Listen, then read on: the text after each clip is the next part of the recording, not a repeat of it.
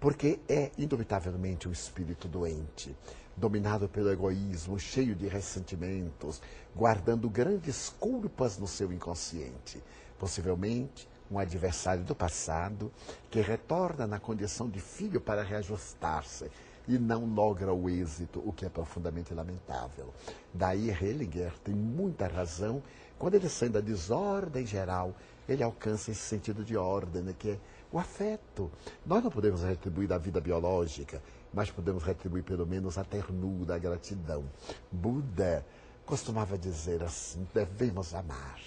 Amar a todos os seres sencientes como se fosse nossa própria mãe. E alguém perguntou: e se a mãe foi perversa? Se a mãe foi ingrata, ou se foi uma supermãe, perguntaríamos em linguagem moderna. Ele diz: o fato de ter nos dado a vida biológica merece toda a ingratidão, porque poderia ter abortado e não abortou. Estamos dentro do mesmo prisma dos laços de família. E quais são os motivos que ligam as almas, os espíritos, dentro de uma mesma família, Divaldo? Os vínculos da ancestralidade. Muitas vezes nós fracassamos no relacionamento afetivo e reencarnamos um dos dois na condição de filho ou de filha, para podermos sublimar aquele sentimento de amor, que era mais o impulso sexual do que o sentimento. Outras vezes nós fomos por alguém traído e reencarnamos ali na condição de parceiro ou na condição de descendente, para poder sublimar aquele sentimento. Daí explicam-se as dificuldades familiares, nos relacionamentos, os filhos ingratos, as filhas rebeldes. E hoje, a grande ânsia de liberdade, de fugir de casa, porque o lar não tem nenhuma estrutura, não tem nada que permita o indivíduo ficar ali. A busca do herói da liberdade, mas que no fundo é busca de libertinagem. Porque o lar é ao mesmo tempo a primeira escola, mas é também a grande defesa. As paredes de amor que nos defendem do perigo do mundo. Um adolescente, um jovem de 18, 20 anos, por melhor que tenha inteligência, não tem experiência. Experiência é um caminho que cada qual tem que percorrer. E quando vai viver as suas necessidades, equivoca-se. Porque falta a presença conselheiresca da mãe, a ternura do pai, a convivência da família, o calor.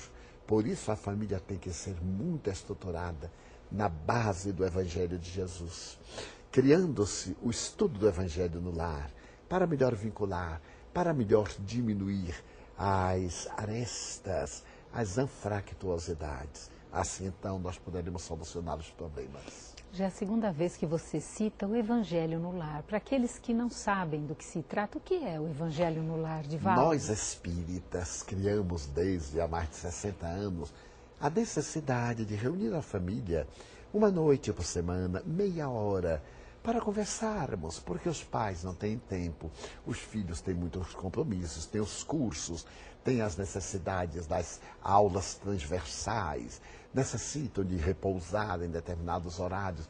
Tiramos uma noite por semana, reunimos os nossos filhos e abrimos o Evangelho de Jesus, no caso o Evangelho segundo o Espiritismo, mas pode ser uma outra obra, a vida de Cristo, o Evangelho no Novo Testamento, uma obra saudável, orarmos. Porque os pais já não têm tempo hoje de estar ao lado do leito do filho ensinando a orar. Então orarmos, lemos uma página, comentamos, colocamos o vasilhame com água, na simbologia da última ceia, para podermos, dessa maneira, repartir a linfa refrescante.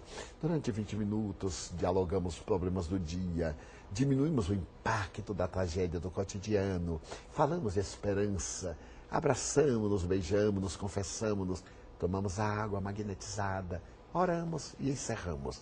É somente pedir aos pais e aos filhos meia hora, uma vez por semana, para trazer Jesus para dentro de casa. Divaldo, no livro Sob a Proteção de Deus, Joana de Ângeles, ela fala algo tão bonito, ela diz assim, que isso vem lá da Índia, que existem 3 estágios. A cultura indiana entende a família como passando por 3 estágios. Quais seriam eles, Divaldo? O primeiro estágio em que o filho pertence aos pais. O segundo estágio em que o filho sai para casar, o filho ou filha. sai para casar e pertence à família que cria. O terceiro estágio, quando ele se entrega a Deus. Filhos criados, ele agora vai cuidar da alma. Entrega-se a Deus depois dos 50 anos, dentro, naturalmente, de possibilidades, mais ou menos.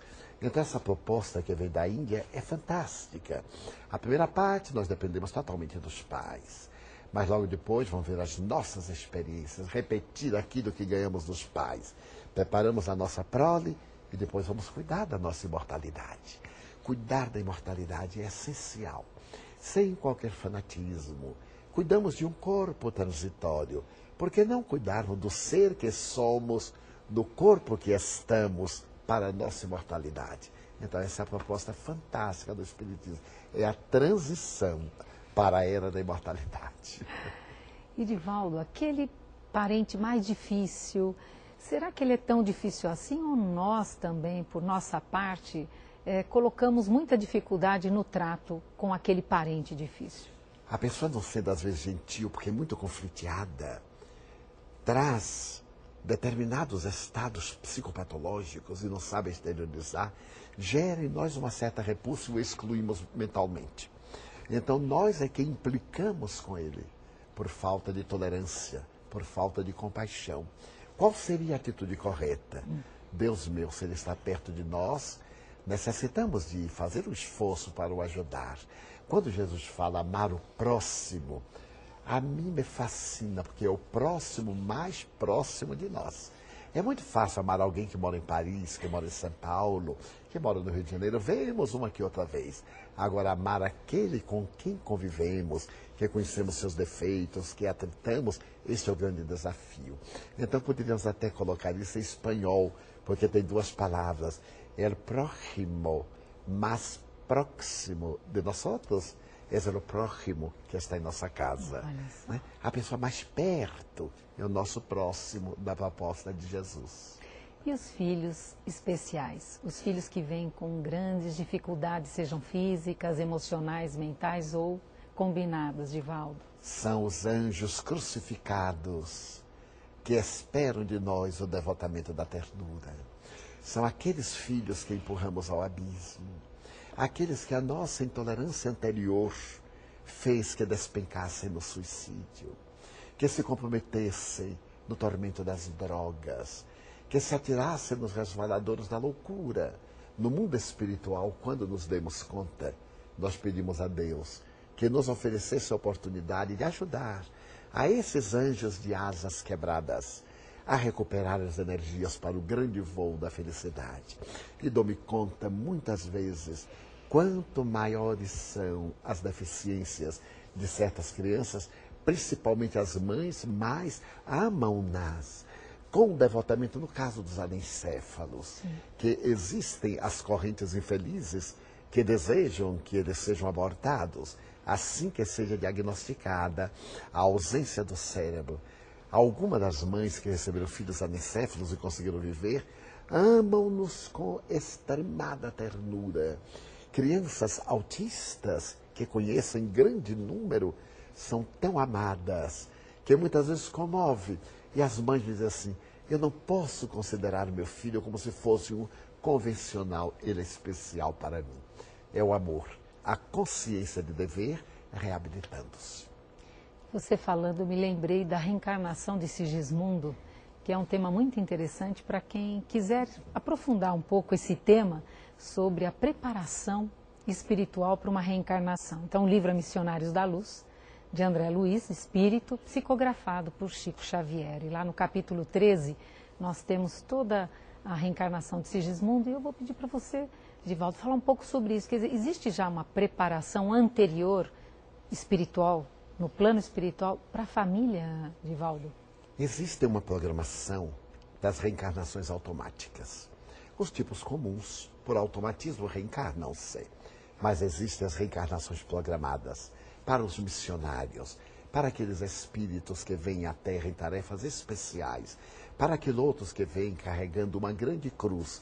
E principalmente quando os pais estão por reencarnar-se, já tomam conhecimento do que vai acontecer. como no caso de Sigismundo, os pais desdobrados parcialmente pelo sono fisiológico, são levados ao além para acompanhar toda a preparação daquele futuro corpo e daquele espírito que vem para o seu lar. Sim, existe uma preparação no mundo espiritual. E muitas vezes quando alguém me diz, eu não pedi para nascer, eu digo, realmente não pediu, suplicou. Suplicou de joelhos. E Deus, por misericórdia, ele atendeu. Só que você esqueceu.